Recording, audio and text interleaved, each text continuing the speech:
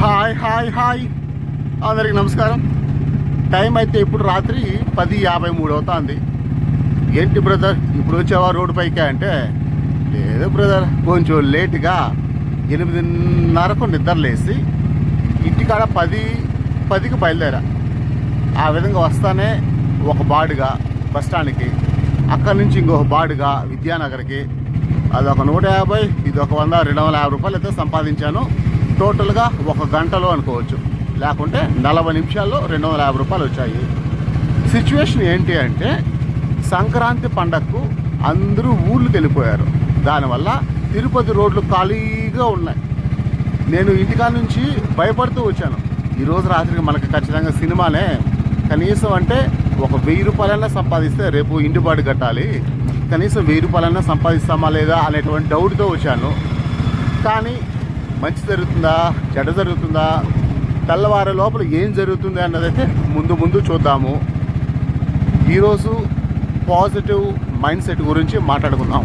ఎందుకే positive mind set అంటే ఏంటి, దానివల్ల నాకు ఎలాంటి ఉపయోగాలు వచ్చాయి, అప్పుడు నేను ఏం చేశాను. ఇప్పుడు 2025 వరకు బాగా ఇప్పుడు 24 గంటలు ఏడ్చుకుంటూ ఉన్నాను. 2026కు వచ్చే కొద్దికి కొత్త సంవత్సరంలో అసలు ఏడుపులు బాధలంతా పెద్దగా పట్టించుకోవడం లేదు. ఏంటి ఈ మార్పు కారణం ఏంటి అనే విషయాలైతే మనం ఈరోజు మాట్లాడుకుందాం.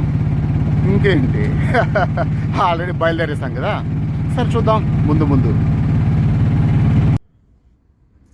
ఇప్పుడు టైం అయితే 3:05 అవుతుంది.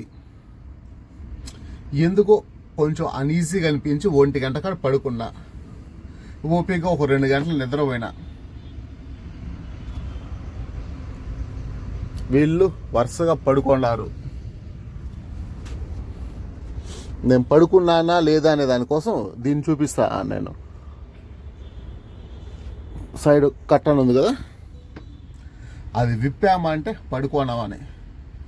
మీరు ఫ్రెష్గా చూసేటువంటి ముఖానికి ఇప్పుడు చూసేటువంటి నిద్ర ముఖానికి తేడా అయితే మీరు ఖచ్చితంగా చూస్తారు. సరిపోదాం రైల్వే స్టేషన్ కల్లా వెళ్ళి ఒక టీ తాగేసి ఏదైనా బాడీకి పడితే అబ్బా సాలరా బాబు అని చెప్పి సంతోషపడదాం. ఇంకేంటి వెళ్దాం పదండి. నాకు ఒక సెంటిమెంట్ ఏం రా అంటే, సెంటిమెంట్ అంటే ఈ మధ్య సెంటిమెంట్లు అన్నీ బ్రేక్ అయిపోతున్నాయిలే. ఏ సెంటిమెంట్ పెట్టుకున్నా ఏది నిలబడటం లేదు.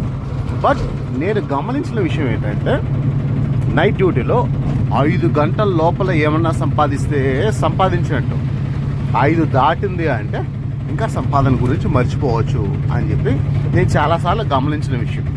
ప్రస్తుతానికైతే 4 అవుతుంది, సంపాదన ఏమో 90 రూపాయలు. ఇప్పుడు డీజిల్ పట్టుకుందామని వెళ్తాను. ఫస్ట్లో వచ్చినప్పుడు సంపాదించాను కదా, ఆ డబ్బులతో ఇప్పుడు డీజిల్ పట్టేస్తే నాకు మిగిలేది 90 అనుకోవచ్చు అంతే. సరే చూద్దాం ఈ వీడియో ఎండ్ అయ్యే లోపల ఏం జరుగుతుందో. రైల్వే స్టేషన్ కాడ నేను నిద్రలేసినప్పుడు నాకు ఒక బాడుగ వచ్చింది. వాళ్ళు వచ్చిందన్న 3 ఉన్నారు. వాళ్ళు వచ్చిందన్న హాస్పిటల్కి వెళ్ళాలి అన్నారు. ఏ హాస్పిటల్ అంటే రూ హాస్పిటల్ అని చెప్పారు. సరే వెళ్ళాను. వేరే వాడు ఆటో తీసుకెళ్ళిపోయాను పొరపాటున. వెళ్ళి వాళ్ళని పికప్ చేసుకొని, అబ్బా మన ఆటో ఆడ పెట్టేసి వచ్చాం కదా అని చెప్పి ఆటోకి అడుగొచ్చా. ఆటోకి అడుగొచ్చి ఆటోని చూసుకొని మళ్ళీ వాళ్ళు ఏమన్నారు, బాబు బస్ స్టాండ్ కాడ మా వాళ్ళు ఇంకొక 2 ఉన్నారు, ఎక్కించుకుందాము అన్నారు. అక్కడికి వెళ్ళాను. వాళ్ళు 2 వచ్చారు. దురదృష్టం ఏంటంటే, దారి మధ్యలో ఒక చోట పిఓపి పనులు చేస్తున్నారు. వాళ్ళు రోడ్డు పైన పెట్టుకున్నారు. నేనైతే చెప్పా, హార్న్ కొట్టా, బాబు కొంచెం పక్క జరపండియా అని చెప్పి. వాళ్ళు వినలేదు. నాకు చిరాకు అనిపించింది. వాళ్ళు ఈ పిఓపి షీట్లకు మధ్యలో ఫ్రేమ్స్ వస్తాయి, ఐరన్ ఫ్రేమ్స్, గుమ్మని దాన్ని తొక్కించుకొని వచ్చేసారు. సరే రో హాస్పిటల్కి వెళ్ళాలని చెప్పి గ్రూప్ థియేటర్ కల్లా వచ్చి, అంటే బస్ స్టాండ్ కాడ వాళ్ళని పికప్ చేసుకున్నాను కదా, గ్రూప్ థియేటర్ కల్లా వచ్చిందన్న రైట్ తీసుకుని పోస్ట్ ఆఫీస్ కల్లా వెళ్ళా. అక్కడి నుంచి నాకు ఏమీ దిక్కు తోచడం లేదు. మొట్టమొదటిసారి నేను ఒక కొత్త ప్రపంచంలో ఉన్నాను, కొత్త ఊళ్ళో ఉన్నాను అని అనిపించింది. సరే నాకు అనిపించేట్టు నేను అట్లే ముందుకెళ్తే అక్కడ దారి లేదు. చాలా చాలా చాలా బాధ అనిపించింది. అదే టైంలో లోపల కూర్చుండేటువంటి మా పెద్దమ్మ, నాయన 500 ఇస్తే ఛార్జింగ్ వరకు ఒకటి తీసుకుంటాను రా అని చెప్పి అడిగింది. ఏమ్మా అంటే నీ వీడియోస్ చూడాలి కదా అని చెప్పాను. అయ్యయ్యో ఇప్పుడు ఒక 500 బొక్క అంటే ఇది ఫ్రీ సర్వీస్ అయిపోయిందే అని ఇంకో పక్క బాధ. ఈ బాధలో ఎదురుగా ఒకడున్నాడు, వాడిని అడిగాను ఎలా వెళ్ళాలి అని చెప్పి. వాడేమ్రా అంటే ఇక్కడ దారి లేదు బాబు, ఆ పక్క చుట్టుకొని పో అన్నాడు. కొంచెం వెనక్కి తిరిగి వచ్చేసాను. కరెక్ట్గా అదే టైంలో బస్సులు వస్తున్నాయి, ఒక 2 వచ్చాయి. ఒక తమిళనాడు బస్సు వచ్చింది, ఒక ఆంధ్ర బస్సు వచ్చింది. అరే ఇక్కడ దారి ఉందని చెప్పి మళ్ళీ తిరుక్కొని వెళ్ళాను. వెళ్తే దారి లేదు, ఏం చేయాలో అర్థం కావడం లేదు. సరే జీపీఎస్ ఓపెన్ చేసి పెట్టా, రూయ్ హాస్పిటల్కి అనమాట. ఓపెన్ చేస్తే దారి ఆడ చూపిస్తుంది, బట్ అక్కడైతే దారి కనిపించడం లేదు. ఏంట్రా బాబు జీపీఎస్ కూడా మనల్ని ఇలా మోసం చేస్తుంది అని చెప్పి చాలా బాధపడ్డా. ఇంత బాధపడేటప్పుడు సడన్గా తెలిసిన విషయం ఏమిరా అంటే, ఎవడైతే నాకు దారి లేదు అంటున్నాడో అప్పటి వరకు వాడు మూగ సైకిల్ చేస్తున్నాడు. సడన్గా వాడు మాట్లాడే దారి లేదు ఎంతసేపు చెప్పాలా అని చెప్పి చాలా సీరియస్ అయిపోయాడు. నిజంగా నాకు అనిపించింది, నేను ఒకవేళ నిద్రపోతా కలగంటున్నానేమో అనిపించింది. ఒకసారి చూసుకున్నా, నేనేం నిద్రపోవడం లేదు, కలగండం లేదు. ఎందుకంటే నిద్ర లేచేస్తాను కదా, కలగండం లేదు. నాకు అర్థమవుతుంది నేను ఎక్కడున్నానో అర్థం కావడం లేదు, ఏం చేస్తానో అర్థం కావడం లేదు. బాగా పిచ్చి పట్టినట్టు అనిపించింది. లేక మా పెద్దమ్మ వాళ్ళు వచ్చారు.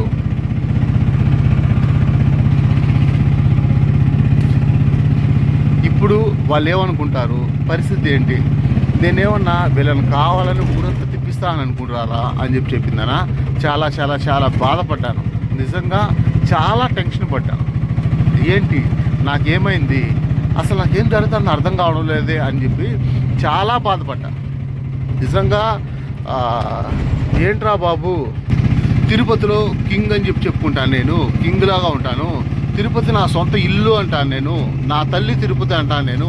అలాంటి నేనేంది, నాకు ఇలా జరగడం ఏంటి అని చెప్పి చాలా అంటే చాలా మామూలుగా కాదు, అంత బాధపడ్డా.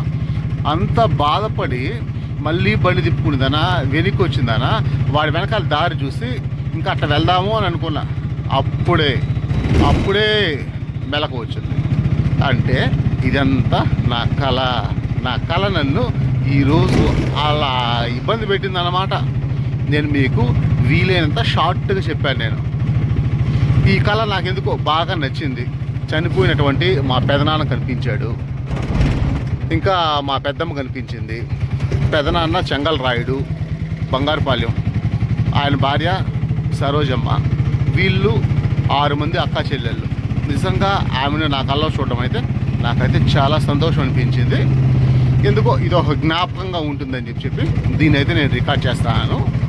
మనం ఇప్పుడు 12వ తేదీ నైట్ డ్యూటీ చేస్తున్నాం. 12/1/2026. చూద్దాం ఇంకా ముందు ఈరోజు రాత్రి ఎలా జరుగుతుందో. నేనైతే 12వ తేదీ 1000 రూపాయలు ఇంటిబాటు కట్టాలి. కనీసం 13వ తేదీ కడదామని చెప్పి ప్లాన్ చేస్తున్నాను. సంపాదిస్తే కట్టచ్చు, కానీ సంపాదిస్తానా లేదా అన్నది మాత్రం సస్పెన్స్. చూద్దాం ఏం జరుగుతుందో.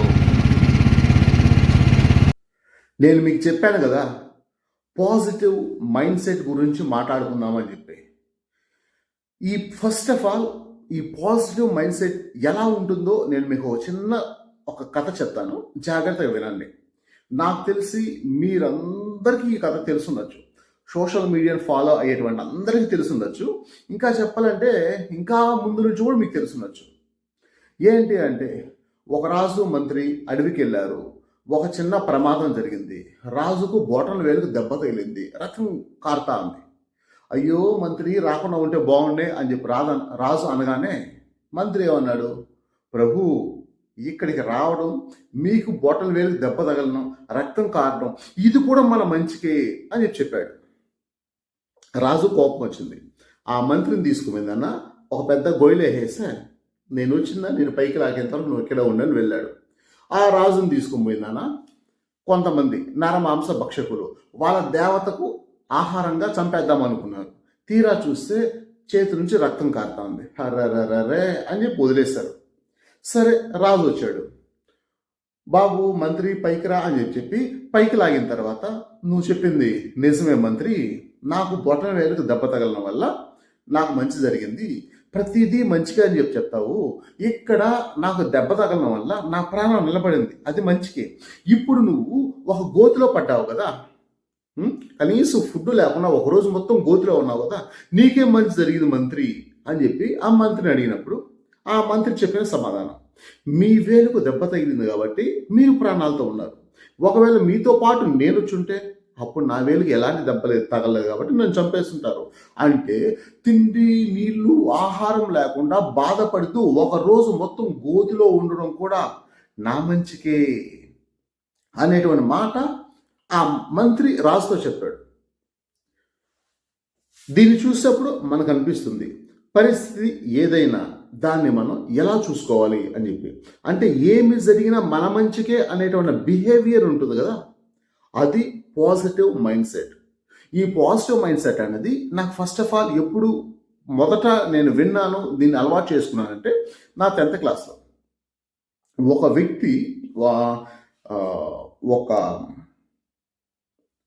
ఒక మాట ఒకటి ఉంది. ఏంటి అంటే, మనం దేని గురించి ఎప్పుడు ఎక్కువ భయపడుతున్నామో అదే మనపైకి వస్తుంది, మన పైన జరుగుతుంది అని. ఇప్పటి వరకు మీరు నన్ను బాగా ఫస్ట్ నుంచి గమనించే వాళ్ళైతే నా దరిద్రం, నా కర్మ, నా ఏడుపు, నేను ఏది అయితే అనుకుంటాను అలాగే జరుగుతుంది, నా బతుకు నాశనం అని చెప్పిందనా 24 గంటలు నా గురించి నేను నెగిటివ్ మైండ్ సెట్తో ఉండడమే మీరు చూస్తుంటారు. ఒకప్పుడు నేను పాజిటివ్ మైండ్ సెట్తో ఉండేవాడిని, ఆ పాజిటివ్ మైండ్ సెట్ని అలవాటు చేసుకున్నాను. ఒకవేళ నేను నా పాజిటివ్ మైండ్ సెట్ను వదిలేస్తానా, ఒకవేళ వదిలేసి నేను ఓడిపోతానా అని అనుకున్నప్పుడు నా 10th క్లాస్ సమయంలో అప్పుడు నన్ను నేను ప్రోత్సహించుకోవడానికి ఒక చిన్న పద్యం కూడా ఒకటి రాసుకున్నాను. ఇది పద్యం అంటారా లేకుంటే ఇంకేమంటారో ఖచ్చితంగా అయితే చెప్పలేను, బట్ ఒక చిన్న పద్యం లాంటిది. ఏంటి అంటే, నన్ను నేను నెగిటివ్ మైండ్ సెట్ నుంచి పాజిటివ్ మైండ్ సెట్లోకి తెచ్చుకోవడానికి. అలసిపోకు సొలసిపోకు ముందుకెళ్ళే దిశగా, కర్తవ్యం వదలబోకు ముందుకెళ్ళే దిశగా, కారుణ్యం మరవబోకు ముందుకెళ్ళే దిశగా, ప్రేమే నీ ప్రాణమై కనకనా మండుతూ జీవించు జీవించు ముందుకెళ్ళే దిశగా.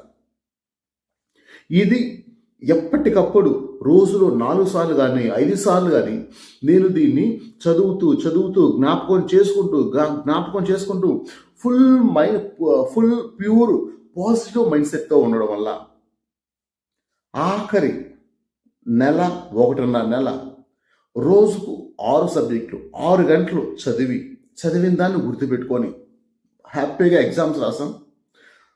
ఒక ఫస్ట్ క్లాస్లో 10th క్లాస్ అయితే పాస్ అయ్యాం. ఆ తర్వాత పరిస్థితులు బట్టి ఆ పాజిటివ్ మైండ్ సెట్ పోయింది. పాజిటివ్ మైండ్ సెట్ ఎప్పుడైతే పోయిందో, ప్రతిదాన్ని నెగిటివ్ దృష్టితో చూడడం ఎప్పుడైతే స్టార్ట్ అయిందో, నా జీవితంలో నేను పడడం కూడా నా 10th క్లాస్ తర్వాతే స్టార్ట్ అయింది అనుకుంటున్నా. కాబట్టి వీలైనంత వరకు సిచ్యువేషన్ ఏదైనా సరే దాన్ని ఒక పాజిటివ్ మైండ్ సెట్తో చూద్దాం.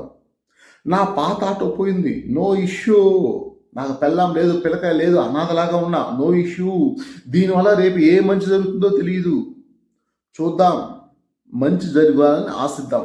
ఇలా పాజిటివ్ మైండ్ సెట్ అన్నది మనల్ని రాబోయేటువంటి కొత్త ప్రమాదం నుంచి బయటపడేస్తుంది. అప్పుడే చెప్పాను చూసినావా, మనం జీవితంలో ఏదైతే ఇది జరుగుతుంది అని అనుకుంటున్నామో, ప్రకృతి దాన్నే మనకు చేసేదానికి ట్రై చేస్తుంది అని.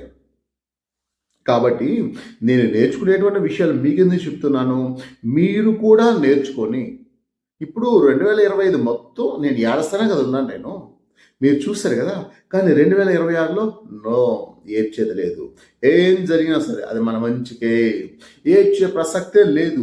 ఈరోజు డబ్బులు రాలేదా, రేపు వస్తుంది, నో ఇష్యూ. దానివల్ల నేను ఆన్లైన్ గేమ్కి వెళ్తాను, జూదం ఆడతాను, డబ్బులు సంపాదించేస్తాను, డబ్బులు పోయిందని బాధపడతాను, ఆ కథలు ఏం లేవు కదా. అలా మీరు కూడా నన్ను ఫాలో అయ్యే వాళ్ళు ఇట్లాంటి విషయాలు తెలుసుకున్నారనుకో, ఈరోజు కాకపోతే రేపు కాకపోతే సంవత్సరం తర్వాత అయినా సరే నేను మీకు గుర్తొచ్చినప్పుడు దాన్ని ఇంప్లిమెంట్ చేస్తారు. నేను ఒక్కడే ఎదగడం కాదు, నేను ఒక్కడే మనశ్శాంతిగా ఉండడం కాదు, నాతో పాటు మీరు కూడా మనశ్శాంతిగా పడుకుంటారు అనే ఉద్దేశంతో నేనైతే ఈ విషయాన్ని మీకు చెప్తున్నాను. అది సంగతి. ఇప్పటి వరకు వీడియో చూసేందుకు థ్యాంక్ యూ వెరీ మచ్. మీకు నచ్చితే మన ఛానల్ సబ్స్క్రైబ్ చేసుకోండి. మీ అభిప్రాయాన్ని కింద దయచేసి కామెంట్ పెట్టండి. మీరు ఏమనుకుంటున్నారో నాకు తెలియాలి కదా. అటు తర్వాత మై ఫ్రెండ్ సురేంద్ర, మీరు పెద్దోళ్ళు చిన్నోళ్ళు నాకైతే తెలియదు. పాత మైండ్ సెట్ను మార్చుకొని కొత్తగా మళ్ళీ నన్ను నేను మార్చుకుంటూ ఉన్నాను. అలా 2025తో ఆ పాత అలవాట్లు వెళ్ళిపోయాయి. ఈరోజు మీరు ఈ సంవత్సరంలో నా ఏడుపుని కాకుండా నా నవ్వులనే చూస్తారు, నా పాజిటివ్ మైండ్ సెట్ చూస్తారు, నేను నా పద్ధతి మార్చుకోవడం చూస్తారు. ఆల్రెడీ మీరు లేటెస్ట్ వీడియోస్ చూస్తుంటే మీకు అర్థమైండేది. సరే పర్లేదు, నో ఇష్యూ. మీ కామెంట్ నిజంగా బాధ్యతతో కూడిన కామెంట్. మీ కామెంట్ ఒక అన్న, ఒక తమ్ముడు ఇచ్చేటువంటి కామెంట్ నాకైతే చాలా సంతోషాన్ని ఇచ్చింది. Anyway, thank you Surendra. అది బ్రదర్స్, ఉంటాను. బాయ్.